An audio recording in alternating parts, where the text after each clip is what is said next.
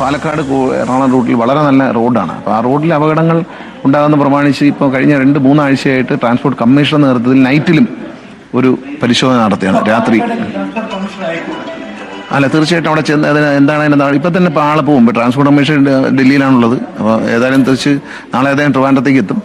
അതിനു മുമ്പ് തന്നെ ഓഫീസർമാരെ, സീനിയർ ഓഫീസർമാരെ ഇന്ന് തന്നെ അങ്ങോട്ട് പോകാനുള്ള ഏർപ്പാട്. എന്താണ് സംഭവിച്ചതെന്ന് നോക്കണം. ഈ പറഞ്ഞതുപോലെ സ്പീഡ് ഗവർണർ ഊരിയിട്ടിട്ടുണ്ടോ, അത് വളരെ ലോറികളിലെല്ലാം ഊരിയിട്ടിരിക്കാൻ. അപ്പോൾ അതിനൊരു പക്ഷെ നമ്മൾ ഇത്രയും നല്ല റോഡ് വരുമ്പോൾ റോഡിന് അനുസരിച്ചുള്ള സ്പീഡ് കൊടുത്തേ പറ്റൂ. പക്ഷെ അത് സ്പീഡ് ഗവർണർ ഊരിയിട്ടുകൊണ്ട് ഉള്ള ഓടിപ്പാണ്. പല ഡ്രൈവിങ്ങും മദ്യപിച്ചുകൊണ്ടാണ്.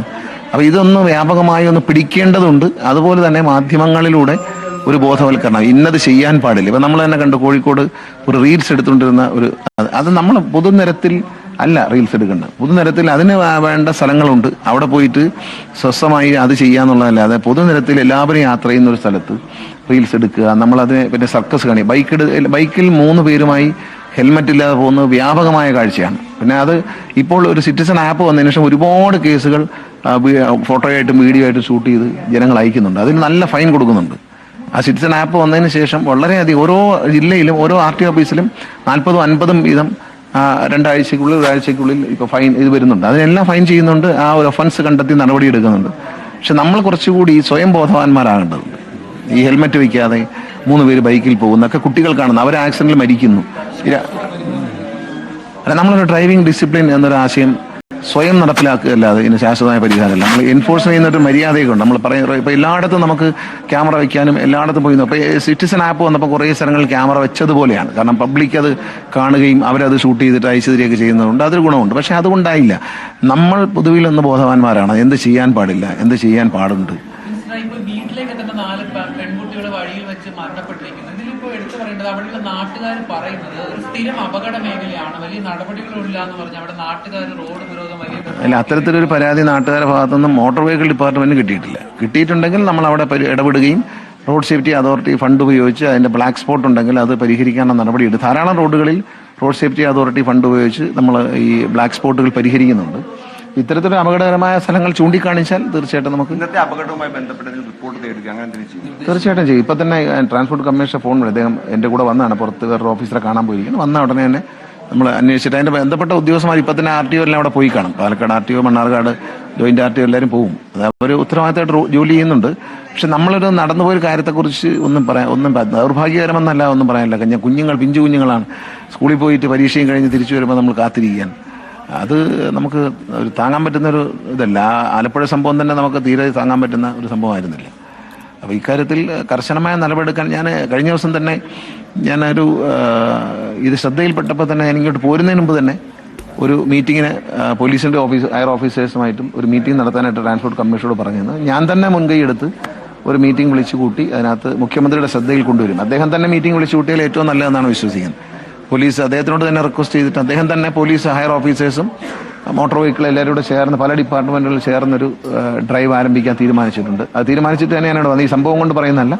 ഇന്നലെ തന്നെ തീരുമാനിച്ച് ട്രാൻസ്പോർട്ട് കമ്മീഷണർക്ക് നിർദ്ദേശം കൊടുത്തു. അദ്ദേഹത്തിന്റെ ലെവലിൽ പോലീസ് ഓഫീസേഴ്സിന്റെ ഒരു യോഗം വിളിക്കാൻ പറഞ്ഞിട്ടുണ്ട്. അവരും കൂടെ ചേർന്നിട്ട് ഇപ്പോൾ ഇതിൽ നേരത്തെ നടന്ന ഈ ലോറി ആളുകളുടെ മേളിലൂടെ കയറി ഇറങ്ങിയ സംഭവത്തിലും ഇതിലും ലോറി എന്നുള്ളൊരു കോമൺ ഫാക്ടർ ഉണ്ട്. അപ്പം അല്ല, അതിന്റെ കാര്യം എന്താണ് നമ്മൾ അന്വേഷണം. ഈ ലോറിയുടെ ഡ്രൈവർ മദ്യവെച്ചിരുന്നോ, എന്താണ് അങ്ങനെ സംഭവിക്കാൻ കാര്യം എന്ന് നോക്കിയാലേ അറിയാൻ പറ്റും. ഇപ്പോഴും ഞാൻ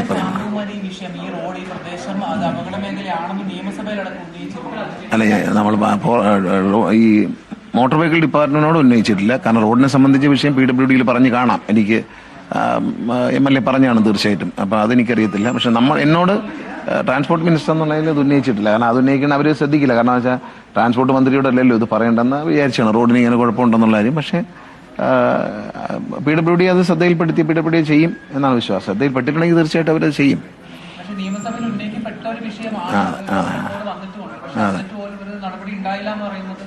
അല്ല, അത് എന്നോടല്ല ഉന്നയിച്ചത്. ഞാൻ അഭിപ്രായം പറയുന്നത് ശരിയല്ല. കാരണം എന്നോടല്ല ഇപ്പം ഈ അപകടം നടക്കുമ്പോൾ നമ്മൾ അങ്ങനെ പറയുന്നത് ശരിയല്ല. തീർച്ചയായിട്ടും MLA പറഞ്ഞു കാണും. അത് റെക്കോർഡ് ചെയ്ത വീഡിയോ ഉണ്ടല്ലോ. അപ്പം തീർച്ചയായിട്ടും പറഞ്ഞു കാണും. അത് എന്തുകൊണ്ടാണ് ഒരു ഡിലേ വന്നതെന്നുള്ള കാര്യം അതുമായി ബന്ധപ്പെട്ട ഉദ്യോഗസ്ഥരാണ് പറയേണ്ടത്. കാരണം നിയമസഭയിൽ പറയുമ്പോൾ സ്വാഭാവികമായിട്ട് ഉദ്യോഗസ്ഥർക്ക് അതിൻ്റെതായ നിർദ്ദേശം ചെല്ലുമല്ലോ. വീഴ്ച മോട്ടോർ വെഹിക്കിൾ ഡിപ്പാർട്ട്മെന്റിന്റെ ഭാഗത്ത് വീഴ്ചയുള്ളതായിട്ട് കാണുന്നില്ല. എന്താണെന്നുള്ള കാര്യം പരിശോധിച്ചിട്ടേ പറയാൻ പറ്റത്തുള്ളൂ. ഈ മദ്യവെച്ചുകൊണ്ടാണോ വണ്ടി ഓടിച്ചത്, അത് എന്തുകൊണ്ടാണ് അങ്ങനെ സംഭവിക്കുന്നത്, സ്ഥിരം ഒരു ബ്ലാക്ക് സ്പോട്ട് ആണെന്നൊക്കെ പറയുമ്പോൾ അത് പരിശോധിക്കേണ്ടതുണ്ട്. അത് ഞാൻ ട്രാൻസ്പോർട്ട് കമ്മീഷണറെ കൊണ്ട് ബ്ലാക്ക് സ്പോട്ട് ആണോ എന്ന് പരിശോധിച്ചിട്ട് അത് പരിഹരിക്കാൻ ആവശ്യമായ ഫണ്ട് വേണമെങ്കിൽ റോഡ് സേഫ്റ്റി അതോറിറ്റിയിൽ നിന്ന് കൊടുക്കാനൊക്കെ പറ്റും. നമ്മൾ എല്ലാ സ്ഥലത്തും ഇത് ഒരു ഇൻസിഡൻറ്റ് നടക്കുമ്പോഴാണ് നമ്മൾ ശ്രദ്ധിക്കുന്നത്. അത് പോരാ, നമ്മൾ പൊതുവായ ഒരു ധാരണ വേണം. നമ്മൾ വണ്ടി ഓടിക്കുന്നവർക്കും വേണം, റോഡ് ഉപയോഗിക്കുന്നവർക്കും ഇതിൻ്റെ ഒരു മെക്കാനിസം അറിഞ്ഞിരുന്നു. കുഞ്ഞുങ്ങളൊക്കെ റോഡിൽ കൂടെ പോകുമ്പോൾ അവരെ പഠിപ്പിക്കണം കുറച്ചുകൂടി. അതിനുള്ള നടപടികൾ നമ്മൾ സ്വീകരിച്ചിട്ടുണ്ട്. ഒരു 2 മാസങ്ങളിൽ ഒരു ആപ്പ് നിലവിൽ വരും. കൊച്ചു കുട്ടികൾ മുതൽ എല്ലാവർക്കും, മുതിർന്നവർക്കും 6 ഭാഷകളിൽ മനസ്സിലാക്കാൻ കഴിയും. ട്രാഫിക്കുമായി ബന്ധപ്പെട്ട എല്ലാ കാര്യങ്ങളും മനസ്സിലാക്കാൻ കഴിയുന്ന ഒരു ആപ്പ് തയ്യാറായിട്ടുണ്ട്. അത് 2 മാസത്തിനുള്ളിൽ മോട്ടോർ വെഹിക്കിൾ ഡിപ്പാർട്ട്മെന്റ് ലോഞ്ച് ചെയ്യും. ഫ്രീ ആപ്പാണ്, എല്ലാവർക്കും എടുത്തിട്ട് അതിലൂടെ അതിന് ഒരു 30-37 സ്റ്റേജ് ഉണ്ട്. ആ സ്റ്റേജ് ബൈ സ്റ്റേജ് ഇങ്ങനെ ആ ലെവൽസ് ഇങ്ങനെ കംപ്ലീറ്റ് ചെയ്ത് നമ്മൾ വീഡിയോ ഗെയിം കളിക്കുന്ന പോലെ പോകുന്നതോടി നമ്മൾ ട്രാഫിക്കിനെ പറ്റി എന്ത് ചെയ്യാൻ പാടില്ല, എന്ത് ചെയ്യാൻ പാടുണ്ട് എന്ന് ബോധ്യപ്പെടുത്തുന്ന ഒരു ആപ്പ് കൊണ്ടാണ് നമ്മൾ ഉദ്ദേശിക്കുന്നത്. ഞങ്ങളെ കൊണ്ട് പറ്റുന്നത്. പിന്നെ കുഞ്ഞുങ്ങൾക്ക് ഇത് കുട്ടിക്കാലം മുതൽ ഇത് ബോധ്യപ്പെടാൻ വേണ്ടിയിട്ട് ഒരു കാർട്ടൂണിക് ഫിഗറൊക്കെ വെച്ചിട്ടൊരു സംഭവം ചെയ്യുന്നത്, ഒരു ഗ്രാഫിക്സ്. അതൊന്നും അല്ല കാര്യം. ഇപ്പോഴത്തെ പ്രശ്നം എന്ന് പറഞ്ഞാൽ നമ്മൾ ഈ അടുത്ത കാലത്തായി വല്ലാത്തൊരു ഒരു അപകടങ്ങളിലൊരു ഒരു കെയർലെസ്നെസ് കാണുന്നുണ്ട്. എല്ലാ അപകടം എടുത്തു നോക്കും. മദ്യപിച്ചുകൊണ്ട് ആ റോഡിൽ കിടന്ന പാവങ്ങളുടെ പുറത്തോട്ട് കയറുക. അപ്പോൾ ഈ കുഞ്ഞുങ്ങൾ പോകുന്നത് ശ്രദ്ധിക്കാതെ അവിടെ ഒരു വേഗത എടുക്കുക. ഈ വണ്ടി ഓടിക്കുന്നവരും അതിൻ്റെ പരിസരത്തെ പറ്റി ഒരു ബോധമാണ്. റോഡിൽ കൂടെ പോകുന്നവർ, നടന്നു പോകുന്നവർ. തിരുവനന്തപുരത്ത് നടന്ന പ്രൈവറ്റ് ബസ്സുകാരൻ്റെ സംഭവം, ഒരാളെ വണ്ടിയുടെ ഇടയിൽപ്പെട്ട് ഞെരിഞ്ഞു മരിച്ചു. അതിനെക്കുറിച്ച് ട്രാൻസ്പോർട്ട് കമ്മീഷണർ കറക്റ്റായി പറഞ്ഞിട്ടുണ്ട്. കാരണം അത് ഓവർടേക്കിംഗ് അല്ല, അണ്ടർടേക്കിംഗ് എന്ന് പറയുന്ന ലെഫ്റ്റിലൂടെ കയറി KSRTC ബസ്സിൻ്റെ കളക്ഷൻ എടുക്കാൻ വേണ്ടി ഒരു ഡ്രൈവർ അതിൻ്റെ ഉടമസ്ഥൻ്റെ ആ അത്യാഗ്രഹം കൊണ്ട് ചെയ്ത ഒരു ഇതാണ്. അതിലൊരു ജീവൻ പൊടിഞ്ഞു, ഒരു കുടുംബം തകർന്നു എന്ന് ആലോചിക്കുന്നു. അപ്പം അതൊന്നും അങ്ങനെ അവരുടെ ലൈസൻസ് റദ്ദാക്കുമ്പോൾ, അവരുടെ വണ്ടിയുടെ RC ബുക്ക് റദ്ദാക്കുമ്പോൾ അതിന് റെക്കമെൻഡേഷൻ കൊണ്ടുവരുന്നവരുണ്ട്. അതാണ് ഏറ്റവും കഷ്ടമായിട്ട് തോന്നുന്നത്. നമ്മൾ ഈ പറയുന്നതിനൊക്കെ അപ്പുറത്തേക്ക് അതാണ് ഏറ്റവും സഹിക്കാനൊക്കാത്തത്.